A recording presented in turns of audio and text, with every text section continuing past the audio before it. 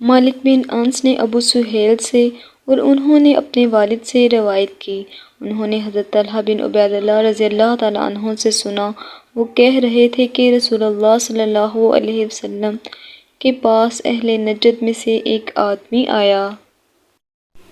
اس کے بال پراگندہ تھے، ہم اس کی ہلکی سی آواز سن رہے تھے، لیکن جو کچھ وہ کہہ رہا تھا ہم اس کو سمجھ نہیں رہے تھے، حتیٰ کہ وہ رسول اللہ صلی اللہ علیہ وسلم کے قریب آ گیا۔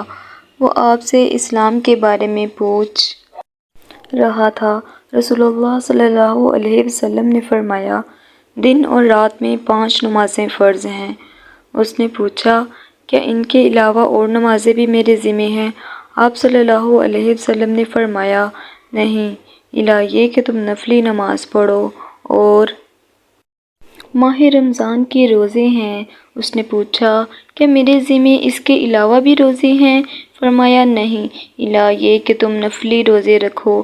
پھر رسول اللہ صلی اللہ علیہ وسلم نے اسے زکوٰۃ کے بارے میں بتایا تو اس نے سوال کیا، کیا میرے ذمہ اس کے سوا بھی کچھ ہے؟